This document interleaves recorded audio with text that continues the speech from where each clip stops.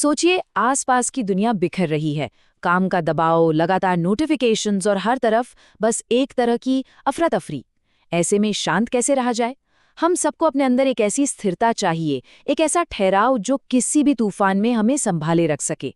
इसी को कहते हैं अविचल उपस्थिति, और आज हम इसी का रहस्य जानने वाले हैं। और ये सवाल, आप जानते हैं, सिर्फ आज का नहीं है, ये हमेशा से रहा है। इसका जवाब समस्याओं से भागने में नहीं है, बल्कि एक ऐसी मानसिकता बनाने में है जो हर चुनौती का सामना कर सके। और ये मानसिकता हमें सीखने को मिलती है इतिहास के सबसे महान रणनीतिकारों में से एक, भगवान कृष्ण से। तो चलिए इस संघर्ष को थोड़ा और समझते हैं। देखिए, एक तरफ है मॉडर्न लाइफ का ये बवंडर, लगातार बजते नोटिफिकेशंस, डेडलाइन का स्ट्रेस और कभी न खत्म होने वाला दबाव। और दूसरी तरफ है वो शांत झील जिसे हम अपने अंदर चाहते हैं, एकदम साफ सोच, गहरी शांति और बिना भटके काम करने की काबिलियत। असली लड़ाई इसी बवंडर और इस शांति के बीच है। जरा कल्पना कीजिए, इतिहास का सबसे बड़ा युद्ध शुरू होने ही वाला है, और ठीक उसी पल कृष्ण अपना सबसे गहरा ज्ञान देते हैं। ये सिर्फ कोई कहानी नहीं है, ये सबसे ज्यादा प्रेशर वाली सिचुएशन में अपना बेस्ट परफॉर्म करने का एक प्रैक्टिकल ब्लूप्रिंट है। ये सिखाता है कि भीषण अराजकता के बीच भी शांत रह के अपना काम कैसे किया जाए। तो इस स्थिरता को पाने का पहला कदम क्या है? आइए कृष्ण की शिक्षा के पहले और सबसे अहम स्तंभ को समझते हैं। ये वो नींव है जिस पर बाकी सब कुछ टिका है, परिणाम से ऊपर कर्म को रखना। ये एक बहुत बहुत ही पावरफुल आइडिया है। जरा सोचिए, हमें बचपन से क्या सिखाया जाता है? रिजल्ट पर फोकस करो, अच्छे नंबर, प्रमोशन, ज्यादा सेल्स। लेकिन कृष्ण कहते हैं कि हमारी सारी चिंता, सारी एंग्जाइटी की जड़ यही रिजल्ट से अटैचमेंट है, यही जुनून है जो हमें अस्थिर करता है। तो इसका समाधान क्या है? अनासक्ति का अभ्यास। अब इसका मतलब ये नहीं है कि आपको परवाह नहीं है, इसका मतलब है कि आप अपनी खुशी को उस चीज से नहीं जोड़ते जो आपके कंट्रोल में है ही नहीं, यानी कि रिजल्ट। इसके बजाय आप अपनी पूरी एनर्जी उस चीज पर लगाते हैं जो आपके कंट्रोल में है, और वो है आपका प्रयास, आपका एफर्ट। इसे आजमाने का एक बहुत आसान तरीका है। अपने अगले बड़े काम से पहले खुद से बस इतना कहें, आज मेरा फोकस सिर्फ मेरे काम की क्वालिटी पर होगा, परिणाम पर नहीं। जब आप प्रोसेस में पूरी तरह डूब जाते हैं तो वो स्थिरता अपने आप आ जाती है। ठीक है, तो हमने अपने अंदर के फोकस को तो ठीक कर लिया, लेकिन बाहरी दुनिया का क्या? लोगों की राय, उनकी तारीफ, उनकी आलोचना।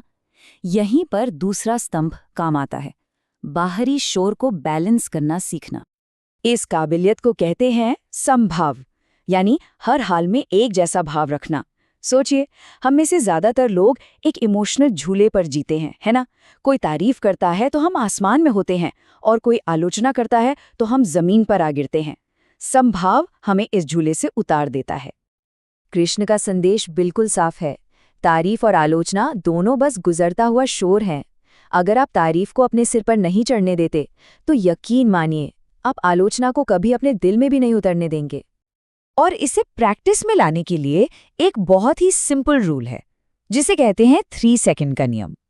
जब भी आपको बहुत ज्यादा तारीफ या तीखी आलोचना मिले, तो तुरंत रिएक्ट करने की बजाय बस 3 सेकंड के लिए रुकें। सिर्फ 3 सेकंड। ये छोटा सा पॉज सब कुछ बदल देता है। देखिए ये काम कैसे करता है। चाहे कठोर आलोचना हो या बहुत ज्यादा तारीफ, आपका रिएक्शन हमेशा एक ही होता है। रुकें, उसे स्वीकार करें और उससे जुड़ी भावना को अलग कर दें। याद रखिए, आपकी कीमत आपके काम में है, जैसा हमने पहले स्तंभ में देखा, न कि लोगों की राय में। यही असली संतुलन है। और अब हम आते हैं तीसरे और अंतिम स्तंभ पर, जो पहले दो को एक साथ लाता है और उन्हें एक्शन में बदल देता है। कृष्ण योग को सिर्फ आसन नहीं, बल्कि कर्म में कुशलता कहते हैं।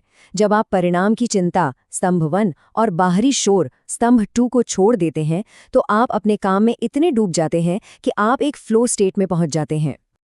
ये जो फ्लो स्टेट है ना, यही असली ध्यान है। ये परफेक्ट होने के बारे में नहीं है, ये पूरी तरह से अपने काम में खो जाने के बारे में है। जब आप किसी काम में इतने डूब जाते हैं, तो दिमाग में चिंता के लिए कोई जगह ही नहीं बचती, न तो परिणाम की और न ही लोगों की राय की। तो मल्टीटास्किंग को छोड़िए, एक समय में एक काम करें और उसमें महारत हासिल करने की कोशिश करें। सिर्फ काम चलाऊ होने की नहीं, अपने काम में इस तरह डूब जाना ही ध्यान का सबसे ऊंचा रूप है, और यही सच्ची शांति लाता है। तो आइए इन सभी को एक साथ लाते हैं। ये 3 स्तंभ मिलकर एक बहुत ही शक्तिशाली और संपूर्ण सिस्टम बनाते हैं। तो कृष्ण की अविचल उपस्थिति का पूरा खाका इन 3 स्तंभों पर टिका है। पहला, अनासक्ति, अपना ध्यान परिणाम से हटाकर अपने प्रयास की क्वालिटी पर लाना। दूसरा, समभाव, बाहरी तारीफ या आलोचना को अपनी शांति भंग न करने देना। और तीसरा, कर्म में कुशलता, अपने काम में इतनी महारत हासिल करना कि आप चिंता करना ही भूल जाएं। देखिए, जीवन की अराजकता कभी नहीं रुकेगी, लेकिन आपकी प्रतिक्रिया जरूर बदल सकती है। ये ज्ञान सिर्फ युद्ध के मैदान के लिए नहीं था, ये आज की दुनिया में अपनी शांति खोजने का एक पूरा रोड मैप है।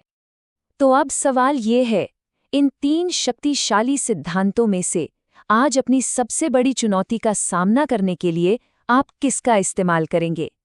इसका जवाब आपके अंदर ही है।